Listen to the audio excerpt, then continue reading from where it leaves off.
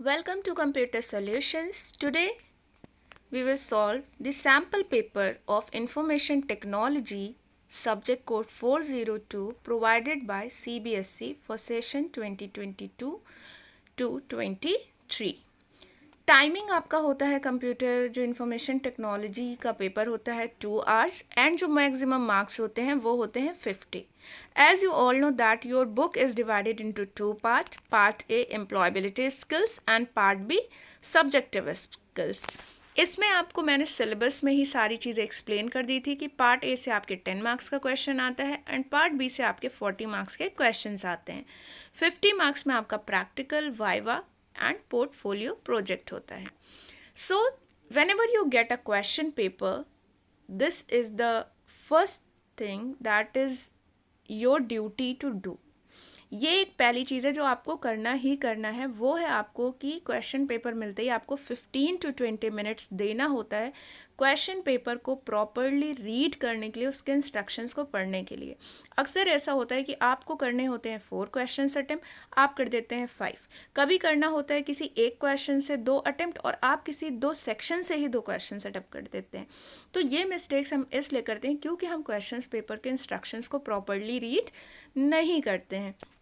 तो सबसे पहले आपको क्या करना है, जनरल इंस्ट्रक्शंस में ही आपको पहला इंस्ट्रक्शन दे दिया है कि please read the instructions carefully.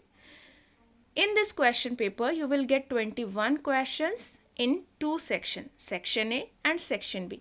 Section A में आपको ऑब्जेक्टिव टाइप क्वेश्चंस मिलेंगे, जहां आपको Section B में सब्जेक्टिव टाइप क्वेश्चंस मिलेंगे. टोटल नंबर ऑफ क्वेश्चंस जो हैं वो आपको 5 ऑब्जेक्टिव हैं, 16 आपके सब्जेक्टिव हैं. टोटल क्वेश्चन हो जाते हैं 21, जिसमें से आपको 5 में से तो 5 आपको अटेम्प्ट ही करना है, बट जो सब्जेक्टिव में 16 क्वेश्चंस है वहाँ आपको सिर्फ 15 क्वेश्चंस अटेम्प्ट करने हैं जो कि 2 आवर्स में. अब आप सोच रहे होंगे ऑब्जेक्टिव में तो ऑप्शन ही नहीं दिया है. तो ऑब्जेक्टिव में ऑप्शन आपको इसलिए नहीं दिया है क्योंकि जो 5 ऑब्जेक्टिव हैं, जिसका मतलब है कि 5 ऑब्जेक्टिव क्वेश्चंस का ग्रुप होगा. Question 1 is a group of 5 objective type. Question 2 में भी आपके 5 ऑब्जेक्टिव 6 ऑब्जेक्टिव होंगे.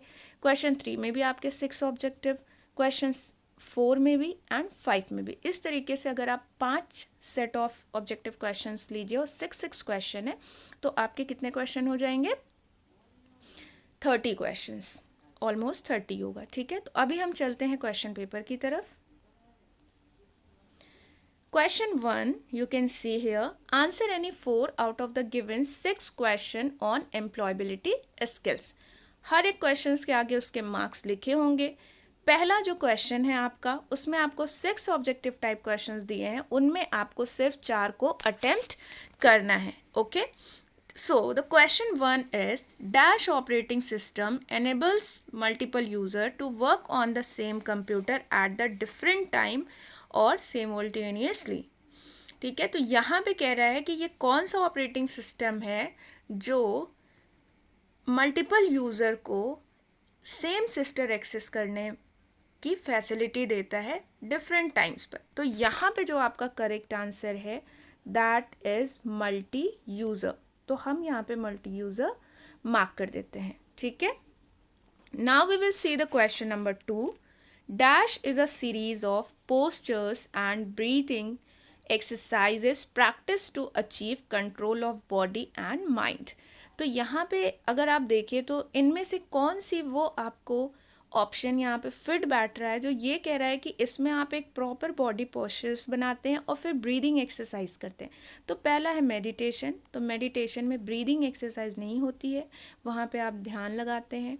सेकंड है नेचर वॉक. नेचर वॉक में फिर आपका बॉडी पोस्चर नहीं बन रहा है, आप प्रॉपरली वॉक कर रहे हैं एंड वॉक करते टाइम ब्रीदिंग की कोई exercise I don't think so कि पॉसिबल है.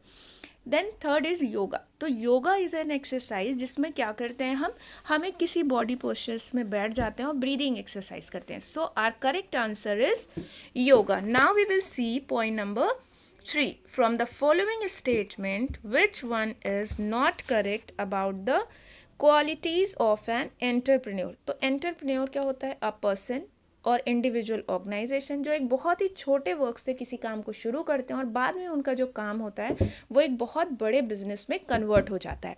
इसमें ये लोग क्या करते हैं, बहुत ही रेयर रिस्क की या प्रॉफिट की इनको कोई मतलब चिंता होती है या उसके बारे में वो सोचते हैं, बट इसमें सबसे इम्पॉर्टेंट जो होता है वो होता है उनका हार्ड वर्क। तो इनमें से कौन सा वो पॉइंट स्टेटमेंट है जो कि एंटरप्रेन्योर के बारे में उसकी एक क्वालिटी नहीं हो सकती?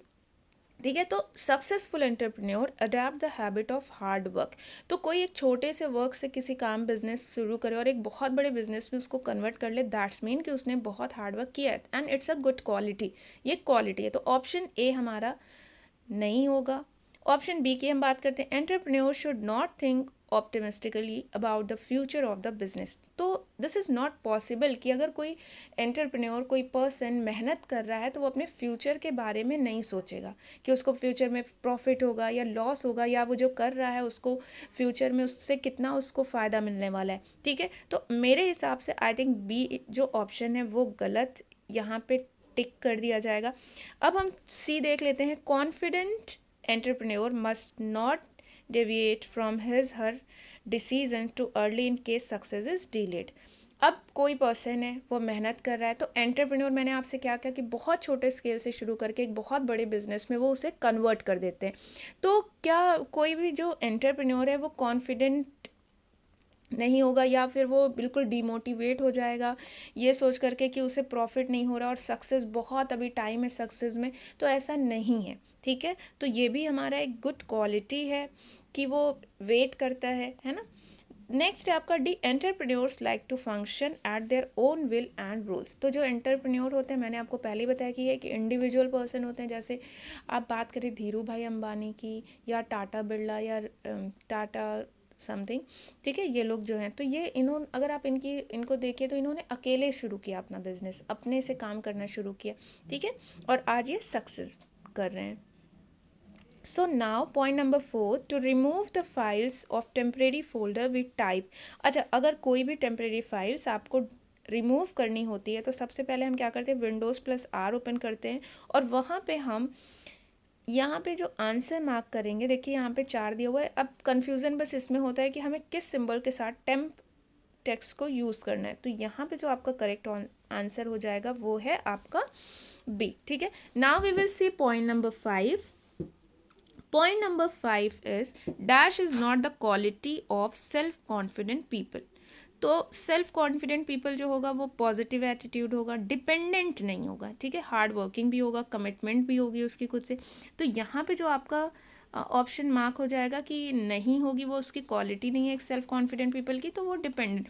अब अगर सेल्फ कॉन्फिडेंट है और किसी और पे भी डिपेंड है तो ये क्या हो जाएगा आपका, फिर वो क्वालिटी नहीं हुई उसकी। फिर now we will see the next question number 6, from the following statements which one is not the positive impact of entrepreneurship on society? ठीक है, तो पहला है स्टिमुलेट्स इनोवेशन एंड एफिशिएंसी, ये बिल्कुल करेक्ट है, ये तो एक पॉजिटिव इम्पैक्ट है एंटरप्रेन्योरशिप का। Creates job and employment opportunities, ये भी एक पॉजिटिव है। Solve the problems for the society, ये भी एक गुड क्वालिटी एंटरप्रेन्योरशिप की, ये पॉजिटिव इम्पैक्ट होता है। Point number D, discourages welfare of the society. तो कोई भी एंटरप्रेन्योर, कोई भी कंपनी कभी भी वो डिस्करेज नहीं करेगा किसी को। अगर वो ऐसा करने लगेंगे तो लोग उनसे जुड़ेंगे ही नहीं, उनको बेनिफिट नहीं देंगे, उनके प्रोडक्ट्स नहीं परचेज करेंगे, ना उस कंपनी में वर्क करना चाहेंगे। तो यहाँ पे जो आपका करेक्ट टिक करेंगे आप जो, वो है आपका D option. Okay, now we will see question number 2। यहाँ पे आपको 6 क्वेश्चन में से 5 क्वेश्चन अटेम्प्ट करने हैं। Dash key is use to reduce repetitive strain. तो यहाँ पे आपकी जो की है दैट इज अ स्टिकी की। ये जो स्टिकी की है ये आपकी यहाँ पे करेक्ट आंसर हो जाएगी। ठीक है, point 2, dash means that the query uses criteria you provide to hide some data and display only required data। इसमें आपका क्या कह रहा है कि सिर्फ कुछ डेटा को वो डिस्प्ले कर रहा है और कुछ डेटा को हाइड कर दे रहा है। तो मैंने आपको बताया है फिल्टर एंड सॉर्टिंग ऑप्शन के बारे में कि सॉर्ट फीचर हम अप्लाई करते हैं डेटा को असेंडिंग या डिसेंडिंग ऑर्डर में अरेंज करने में, but we apply the filter option to show only those data which are required for that particular time and hide rest data. ठीक है, तो यहाँ पे जो हमारा करेक्ट आंसर हो जाएगा, इट इज़ अ फिल्टर जो कि क्वेरी क्राइटेरिया को फॉलो करता है. ठीक है, तो यहाँ पे आपका जो करेक्ट आंसर हो गया वो क्या हो गया, filtering. Now the next is which of the following application is not appropriate to store data about ABC bank customers. तो यहाँ पे अगर हम बात करें तो ओपन ऑफिस बेस जो कि हमारा क्या है, ऑप्शन ए, ये बिल्कुल करेक्ट है. ये डेटा को स्टोर करता है, चाहे वो ABC बैंक हो, चाहे वो SDFC बैंक हो, चाहे वो ICI बैंक हो. तो ये हमारा आंसर गलत, मतलब कि ये रॉन्ग नहीं होगा, ये तो है ही है. देन अब हम ऑप्शन बी की बात करें, MS एक्सेस, तो माइक्रोसॉफ्ट एक्सेस ऑल्सो रिकॉर्ड्स, है ना, कीप्स रिकॉर्ड्स और it is use for database entry. अब अगर हम ऑप्शन सी की बात करें तो ओपन ऑफिस राइटर, ये हमारा क्या है, एक writing processing program, word processing program है. यहाँ पे हम डेटा एंट्री रिकॉर्ड करने का काम नहीं करते हैं, इसे हम नॉर्मली राइटिंग के लिए यूज़ करते हैं. तो ये यहाँ पे जो ऑप्शन होगा कि not appropriate to store data, तो ऑप्शन सी यहाँ पे हमारा करेक्ट आंसर हो जाएगा. और MS एक्सेल आपको पता है कि we use it for flat file database. ठीक है, so now we will see point number 4. When you open a new spreadsheet, by default it has a sheet named dash which is managed using tabs at the bottom of the spreadsheet. तो यहाँ पे क्या कह रहा है कि जब आप कोई भी स्प्रेडशीट ओपन करते हैं तो वहाँ पे डिफ़ॉल्ट एक वर्कशीट ओपन हो जाती है. ठीक है, तो वो जो डिफ़ॉल्ट वर्कशीट होती है उसका नाम क्या होता है, तो जो उसका नाम होता है वो नेम होता है शीट 1. ठीक है, वर्कशीट 1 नहीं होगा, शीट 1 होता है. ठीक है, नाउ तो यहाँ पे हम इसे मार्क कर देंगे, sheet 1 is our correct answer. ठीक है, now we will see the next one. In a word processor, dash option is selected for a scale resizing of an image. तो स्केल रीसाइजिंग इमेज करने के लिए, ठीक है, हम किस ऑप्शन का यूज़ करते हैं, कीप रेशियो ऑप्शन का. ठीक है, ओरिजिनल साइज हमारा कोई इशू नहीं है, उसमें हम ओरिजिनल साइज़ ऑलरेडी हमारी पिक्चर जो है उसमें हमें स्केलिंग करने की ज़रूरत नहीं पड़ती है. इमेज साइज़ में हम इमेज की साइज़ को छोटा बड़ा कर सकते हैं by stretching and skewing. Relative is not appropriate answer, तो यहाँ पे हमारा जो करेक्ट आंसर हो जाएगा वो है keep ratio, option B. Now multiple copies of the same files lead to, अगर किसी डेटा की या कोई भी फाइल है उसकी कई सारी कॉपीज़ बन रही हैं तो वो हमारा क्या कहलाता है, ये मैंने आपको बताया भी है. This is refers to data redundancy, data duplicacy. ठीक है, now we will see the question number 3. अब देखिए यहाँ पे अभी तो हम सारे क्वेश्चन सॉल्व कर रहे हैं, बट आप ध्यान रखिएगा कि answer 5 out of the given 6. ठीक है, now we will see question number 3. Answer any 5 out of the given 6 question. यहाँ पे भी हमें कितने अटेम्प्ट करने हैं, 5 करने हैं. It is reference point for the graphics which is created while positioning any image. This point could be the page or frame where the object is either a paragraph or even a character in a word processor. तो wrap text आपको पता है उसमें हम क्या करते हैं, we put the image around the text. Alignment हम क्या करते हैं, लेफ़्ट राइट टॉप बॉटम हमें किस साइड रखना है.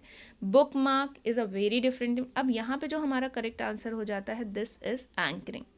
ठीक है, तो ये जो हमारा पॉइंट्स लिखे हैं ये हमारा एंकरिंग को रिफ़र करते हैं. ठीक है, तो यहाँ पे जो हमारा करेक्ट आंसर है वो हम मार्क कर देंगे एंकरिंग को.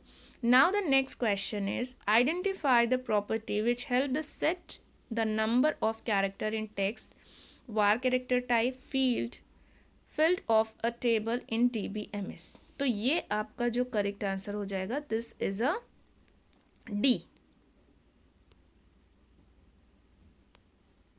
यहाँ पे आपका D, why it is not okay, so D is a correct answer. Length, ठीक है, प्रॉपर्टीज जो होगी वो नंबर ऑफ कैरेक्टर्स की, वार कैरेक्टर है तो वहाँ पे लेंथ हो जाएगा. ठीक है, now the next is point number 3. Dash is designed to help users with auditory impairments, ठीक है। तो यहाँ पे जो आपका करेक्ट आंसर हो जाएगा दैट इज साउंड सेंट्री।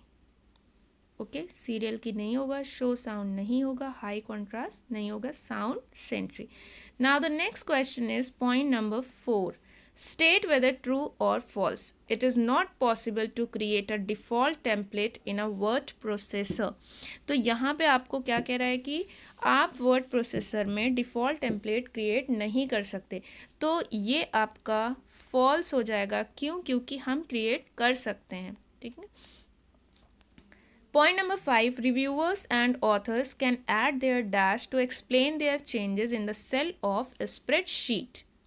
ठीक है, तो यहाँ पे रिव्यूअर्स और ऑथर्स क्या ऐड कर सकते हैं अबाउट, अगर आप किसी चीज़ के बारे में कुछ अपना रिव्यू देना चाहते हैं तो हम उसे क्या बोलते हैं? हम उसे कमेंट्स बोलते हैं। So here you will mark comment, comment is your correct answer. Worksheet नहीं बोलते, macros is a coding, it is use to record, ठीक है। Hyperlink is a very different. In calc arguments passed to a macro from calc are always क्या होते हैं? आपका values, ठीक है। यहाँ पे जो आपका करेक्ट आंसर हो जाएगा it's a value. Now answer number question number 4, इसमें भी आपको आउट ऑफ 6 5 ही करना है, ठीक है। Identify the website that offers offline blog service for free. तो यहाँ पे आपको बताना है कि कौन सी वो वेबसाइट है जो आपको फ्री ब्लॉगिंग सर्विस प्रोवाइड करती है। तो यहाँ पे जो आपका करेक्ट आंसर हो जाएगा वो है बोथ ए एंड बी, ठीक है। तो option D is your correct answer.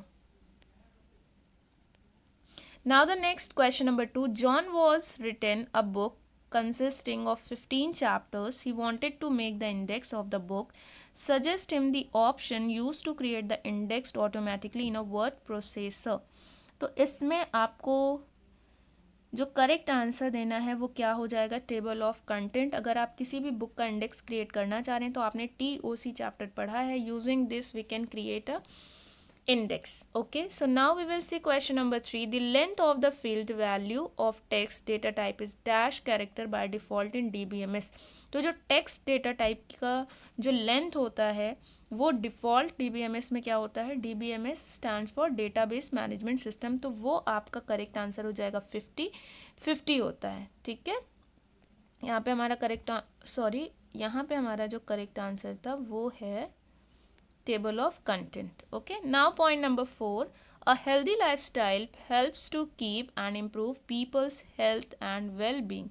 It does not include, तो ये क्या include नहीं करेगा? अगर एक हेल्दी पर्सन आप हैं और एक वेल बीइंग है तो इनमें से कौन सी ऐसी चीज़ होगी जो आपके लाइक डेली रूटीन का पार्ट नहीं हो सकते? तो हेल्दी ईटिंग हैबिट्स बिल्कुल होगी, फिजिकल एक्टिविटीज़ बिल्कुल आप करेंगे, स्ट्रेस मैनेजमेंट बिल्कुल आप स्ट्रेस मैनेज करके रखेंगे, लेस स्लीप। अगर आप एक हेल्दी लाइफ चाहते हैं, हेल्थ और वेल बीइंग होना चाहते हैं तो आपको लेस स्लीप नहीं करनी है, ठीक है। Now the next question is in a spreadsheet using to create a hyperlink to a web FTP और telnet, click on the dash icon available in hyperlink dialog box. तो पॉइंट नंबर 5 में आपसे क्या कह रहा है कि अगर आप स्प्रेडशीट की हाइपरलिंक क्रिएट करना चाहते हैं यूजिंग अ टेलनेट और FTP तो आपको किस आइकन पे क्लिक करना है, ठीक है। तो वो हमारा करेक्ट आंसर हो जाएगा इंटरनेट। FTP और टेलनेट, ठीक है, that refers to a networking और इंटरनेट, तो वो हमारा क्या ऑप्शन हो जाएगा? Internet. Now question number 6, a dash refers to A dash refers to a cell or a range of cells on a worksheet and can be used to find the values or data that you want formula to calculate. तो किसी भी formula को अगर आप apply करना चाहते हैं, किसी वैल्यू पर अप्लाई करना चाहते हैं तो हम वहाँ पे सेल रेफरेंस जो हमारा है यहाँ पे करेक्ट आंसर है। Cell reference refers to a cell or a range of a cell on a worksheet and can be used to find the value or data that you want formula to calculate. अब यहाँ पे देखिए जैसे एक these are the cell, ठीक है। Question क्या कहना चाह रहा है आपसे कि सेल में जो वैल्यूज़ लिखी होती हैं, सपोज इट्स रिटन 14 यहाँ लिखा है 15, यहाँ पे है 17। अब अगर आपको इन पर फॉर्मूला लगाना है और आप एक आउटपुट चाहते हैं, like you want a sum of these number, तो ये जो सेल आप सेलेक्ट करते हैं, इन वैल्यूज़ को लेते हैं, तो दीज सेल्स आर लाइक, ये जो आपने रेंज सेलेक्ट की ये सेल रेफरेंस कहलाती हैं, ठीक है, क्योंकि इन्हीं की वैल्यू आपकी यहाँ पे जा कर के डिस्प्लेड होती है। Now the question number 5 is identify the mode where we can modify in the structure of a table. Table के स्ट्रक्चर में अगर आप कोई मॉडिफिकेशन करना चाहते हैं तो हम वो कहाँ से कर सकते हैं, डिज़ाइन व्यू से।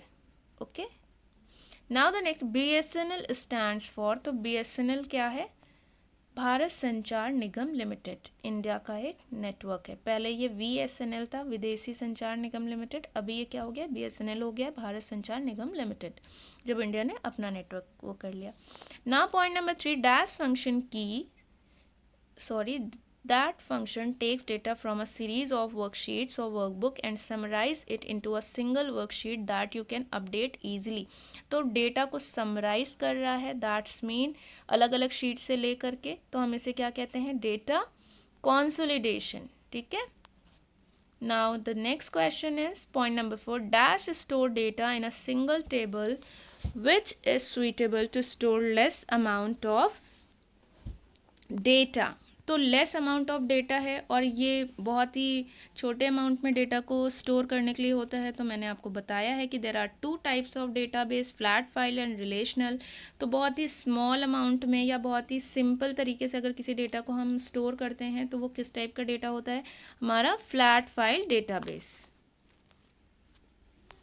इन a word processor by default evaluate dash levels of heading when it buildings the table of content। तो यहाँ पे जो आपका करेक्ट आंसर हो जाएगा ऑप्शन ए। अगर आप MS वर्ड की बात करें तो वहाँ पे 3 होता है, और अगर आप एज पर LibreOffice OpenOffice Writer की बात करें तो वहाँ पे 10 होता है। तो 10 लेवल्स होते हैं। तो इसमें आप ए अगर मार्क कर देते हैं तो भी करेक्ट आंसर है, सी मार्क करेंगे आप तो भी आपका ये करेक्ट आंसर होगा, क्योंकि यहाँ पे क्वेश्चन में कहीं भी ये मेंशन नहीं है कि आपको वर्ड के अकॉर्डिंग बताना है या आपको ओपन ऑफिस राइटर के अकॉर्डिंग। अगर क्वेश्चन में आपको मिल जाता है राइटर लिखा हुआ तो आपका सी ऑप्शन करेक्ट होगा, अगर आपको वर्ड लिखा हुआ मिल जाता है देन आपका ऑप्शन ए करेक्ट होगा। Now see question number 6, in dash network all computers have an equal status and each terminal has an equally competent CPU। तो ये आपका मैन देख सकते हैं आप, यहाँ पे वैन लिखा है, क्लाइंट एंड सर्वर लिखा है, P2P का मतलब है पीयर टू पीयर। तो यहाँ पे जो आपका करेक्ट आंसर होगा पीयर टू पीयर नेटवर्क होगा। इसमें जो कंप्यूटर का कनेक्शन होता है वो आपस में कंप्यूटर सभी एक दूसरे से इस तरीके से कनेक्टेड होते हैं कि सभी बिल्कुल फ्री होते हैं, इंडिपेंडेंट होते हैं, वो डेटा किसी से भी शेयर कर सकते हैं और सभी नोड्स कहलाते हैं। जबकि क्लाइंट एंड सर्वर में हमारा एक सिस्टम होता है जो एज अ हेड काम करता है, एज अ सर्वर काम करता है, बाकी जितने भी कंप्यूटर उससे जुड़े होते हैं वो एज अ क्लाइंट वर्क करते हैं, ठीक है। So now we'll stop this video here and we'll continue the subjective part in the next video. So thank you, have a nice day, share this video, subscribe the channel and like the video. Thank you, have a nice day.